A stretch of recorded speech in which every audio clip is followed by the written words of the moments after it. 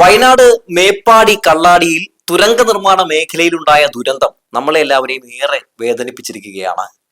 ആ ദുരന്തം ക്ഷണിച്ചു വരുത്തിയ ഒരു അപകടമാണ് എന്ന കാര്യത്തിൽ യാതൊരു തർക്കവും ഉണ്ടാകാൻ സാധ്യതയില്ല. മണ്ണ് നീക്കം ചെയ്യാത്തത് കൊണ്ടാണ് അവിടെ ഒരു മഹാദുരന്തം സംഭവിച്ചതെന്ന് സർക്കാർ തന്നെ സമ്മതിച്ചു കഴിഞ്ഞു. ആരാണ് അപ്പോൾ ഈ മണ്ണ് നീക്കം ചെയ്യാത്തതിന്റെ പിന്നിൽ, അല്ലെങ്കിൽ ആരാണ് അതിന് ഉത്തരവാദി എന്നൊക്കെ തിരക്കിയാൽ സർക്കാരും ജില്ലാ ഭരണകൂടവും ഒപ്പം കരാർ കമ്പനിയുമാണെന്ന് നമുക്ക് ഉറപ്പിച്ച് പറയാൻ കഴിയും.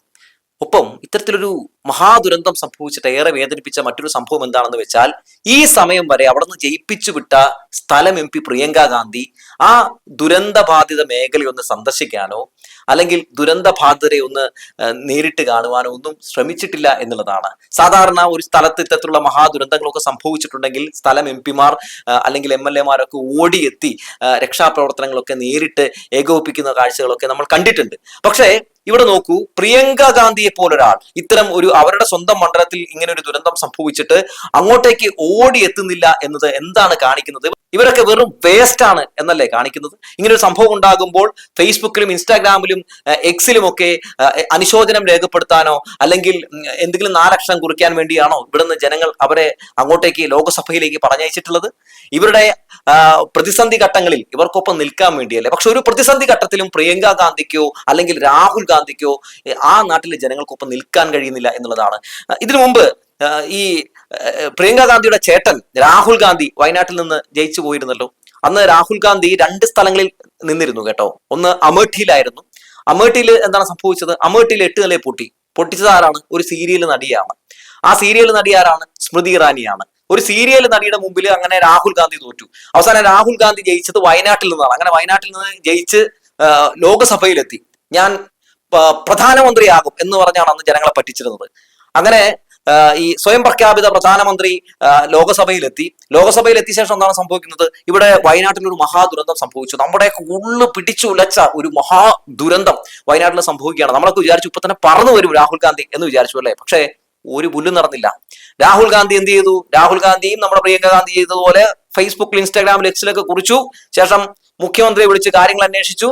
പിന്നെ കുറെ നാൾക്ക് ശേഷം രാഹുൽ ഗാന്ധി വന്നു. പ്രിയങ്കനെ വിളിച്ചുകൊണ്ടാണ് വന്നത്. കുറെ ഫോട്ടോഷൂട്ടൊക്കെ നടത്തി മൂപ്പരും അങ്ങ് പോയി. അവസാനം കേന്ദ്ര സഹായം കിട്ടാൻ വേണ്ടി ആര് സമരം ചെയ്യേണ്ടി വന്നു? കേരളത്തിലെ LDF-ന്റെ വിരലെണ്ണാവുന്ന MP-മാരേ ഉള്ളൂ. അവർക്ക് സമരം ചെയ്യേണ്ട അവസ്ഥയുണ്ടായി. അതൊക്കെ നമ്മൾ കണ്ടതാണ്.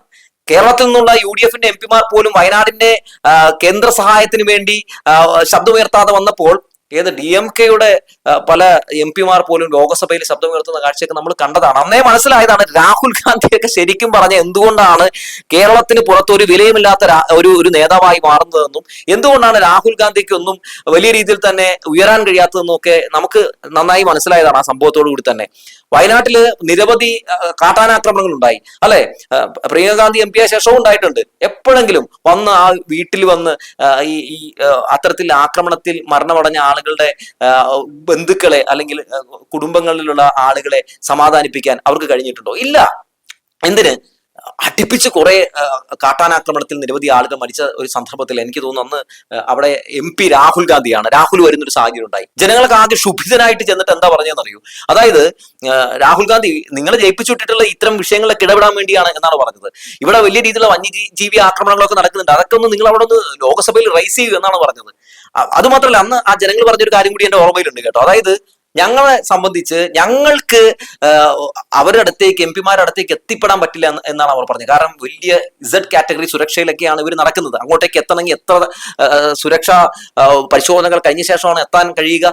അപ്പോൾ ഇതൊക്കെ വയനാട്ടിൽ ജനങ്ങൾ മനസ്സിലാക്കേണ്ടതുണ്ട് എന്നാണ് ഞാൻ പറയുന്നത്. കാരണം പൊതുവെ ഇത്തരത്തിൽ നിങ്ങൾ തെരഞ്ഞെടുപ്പുകളിൽ ആളുകളെ ജയിപ്പിച്ച് അങ്ങോട്ട് അയക്കുമ്പോൾ, അത് ഏത് പാർട്ടിയുടെ തന്നെ ആളാവട്ടെ, നിങ്ങൾ ജയിപ്പിച്ച് അയക്കുമ്പോൾ സ്വാഭാവികമായിട്ടും നമ്മുടെ മണ്ണിനെ മനസ്സിലാക്കാൻ കഴിയുന്ന, നമ്മുടെ മനുഷ്യരെ മനസ്സിലാക്കാൻ കഴിയുന്ന ആളുകളെ ജയിപ്പിച്ച് അയക്കുക എന്നാണ് എനിക്ക് പറയാനുള്ളത്. അല്ലാതെ ഏതെങ്കിലുമൊക്കെ ആരെങ്കിലും വന്ന് ഞാൻ പണ്ട് ആലപ്പുറത്തിരുന്നിട്ടുള്ള ആളാണ് അല്ലെങ്കിൽ അയാളുടെ മകനാണ് എന്നൊക്കെ പറഞ്ഞു വന്നിട്ടുണ്ടെങ്കിൽ ചാടിക്കേറി വോട്ട് ചെയ്യാതിരിക്കുക. അങ്ങനെയൊക്കെ വോട്ട് ചെയ്തിട്ടുണ്ടെങ്കിൽ അങ്ങനെയൊക്കെ ജയിപ്പിച്ചു വിട്ടാതെ ഇങ്ങനെ അനുഭവിക്കേണ്ടി വരും എന്നാണ് പറയാനുള്ളത്. എത്ര വന്നാലും പഠിക്കാത്ത ഒരു വിഭാഗം ആളുകളുണ്ട്.